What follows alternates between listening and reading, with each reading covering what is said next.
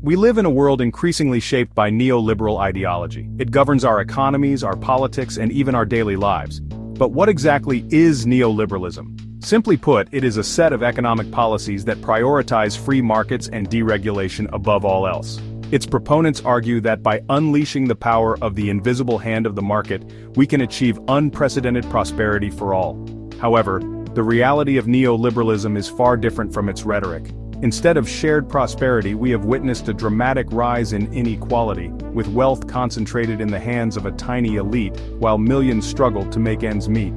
Essential public services like healthcare and education are increasingly privatized, transforming them from basic rights into commodities accessible only to those who can afford them.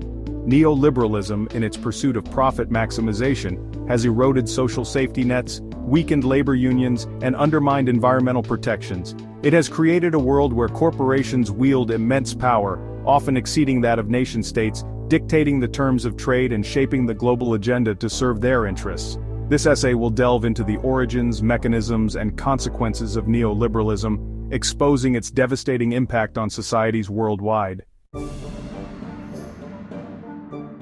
The roots of neoliberalism can be traced back to the mid-20th century, emerging as a response to the perceived failures of Keynesian economics, which advocated for government intervention in markets to mitigate economic downturns. Thinkers like Friedrich Hayek and Milton Friedman argued that government intervention inevitably led to inefficiency and stifled individual liberty. They envisioned a society where markets were free from regulation, allowing for competition and innovation to flourish. However, these ideas remained largely confined to academic circles until the 1970s, when the world faced a period of economic stagnation and inflation.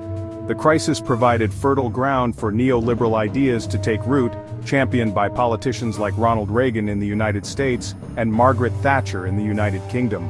One of the earliest and most brutal laboratories for neoliberal experimentation was Chile under the dictatorship of Augusto Pinochet. Backed by the United States, Pinochet overthrew the democratically elected government of Salvador Allende and implemented a radical program of privatization, deregulation, and trade liberalization. The success of Chile's economic miracle, at least in terms of GDP growth, emboldened neoliberal advocates and provided a blueprint for implementation elsewhere.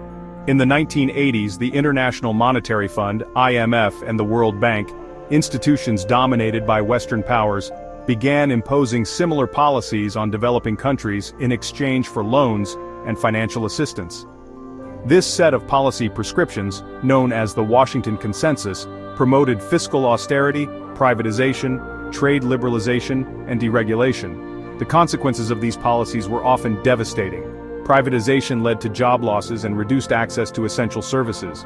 Cuts to social programs exacerbated poverty and inequality. Trade liberalization exposed domestic industries to competition from more developed economies, leading to factory closures and unemployment. The promise of trickle-down economics, where the benefits of growth would supposedly reach the poorest in society, proved hollow. Instead, the gap between the rich and poor widened dramatically, both within and between countries. The Washington Consensus, far from fostering development, often served as a tool for wealthy nations to pry open the markets of developing countries, extract resources, and maintain their economic dominance.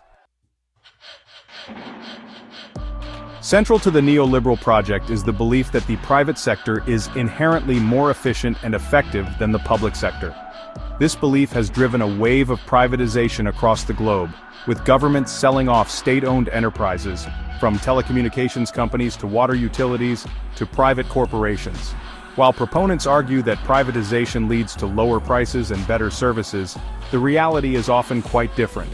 Private companies, driven by the need to maximize profits for shareholders, often cut corners on quality, safety, and worker rights. Access to essential services becomes contingent on one's ability to pay, leaving the poor and marginalized behind. Moreover, privatization has facilitated the concentration of wealth and power in the hands of a few multinational corporations. These corporate giants, operating with little transparency or accountability, exert enormous influence over governments and international organizations, shaping policies to suit their interests.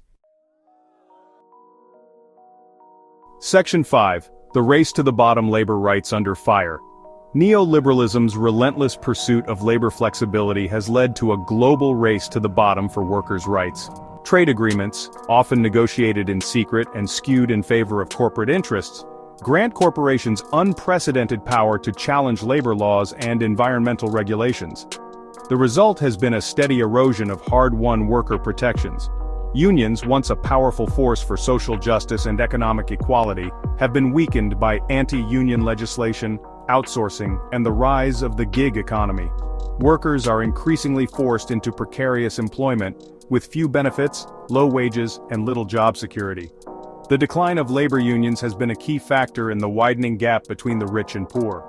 Without a strong collective voice to advocate for their rights, workers are left vulnerable to exploitation by corporations seeking to maximize profits at any cost. Section 6. Manufacturing consent, neoliberalism, and the media. The success of neoliberalism in shaping global policy is due in part to its ability to control the narrative. Powerful media conglomerates, often owned by the same corporations that benefit from neoliberal policies, play a crucial role in shaping public opinion. Through a constant barrage of pro-market propaganda, they promote the virtues of free trade, deregulation, and privatization, while demonizing any alternative economic model as inefficient or even dangerous. Critics of neoliberalism are often dismissed as out-of-touch ideologues or worse, enemies of progress. This control over the media allows elites to manufacture consent for policies that benefit them while harming the majority. It also makes it difficult for alternative voices to be heard, stifling debate and critical thinking about the economic forces shaping our world. Section 7. A world out of balance. Neoliberalism's human cost. The consequences of decades of neoliberal policies are all around us. We see it in the widening chasm between the haves and the have-nots, in the crumbling infrastructure and underfunded public services, in the environmental degradation and the rise of climate change. Neoliberalism has created a world where everything is for sale, where human beings are reduced to mere consumers and workers, their value measured solely by their productivity, and their worth determined by the whims of the market. This economic model, based on endless growth and consumption, is simply unsustainable. It is pushing our planet to its limits and exacerbating social and political tensions across the globe. Section 8. Resisting the tide seeds of hope and resistance. Despite the pervasive influence of neoliberalism, there is hope. Around the world, people are rising up to challenge the status quo, demanding a more just and equitable economic system. From the streets of Seattle to the squares of Athens, social movements are challenging corporate power, demanding an end to austerity, and fighting for climate justice. They are organizing workers, building solidarity across borders, and creating alternative models of economic and social organization. These movements offer a glimpse of a different future, one where people and planet are prioritized over profits, where cooperation trumps competition, and where genuine democracy flourishes. Section 9. Conclusion, Reclaiming Our Future, a call to action. Neoliberalism is not an inevitable force of nature. It is a set of policies, a set of ideas that can be challenged and changed. It is up to us, the citizens of this planet, to reclaim our future from the grip of corporate greed and create a world that works for everyone, not just the privileged few. We must demand an end to the privatization of essential services, the deregulation of corporations, and the relentless assault on labor rights. We must fight for a living wage, for affordable healthcare and education, for a clean environment, and for a society that values cooperation over competition. The time for complacency is over. The future of our planet and of humanity itself depends on our willingness to challenge the status quo and create a more just and sustainable world. Let us rise to the challenge,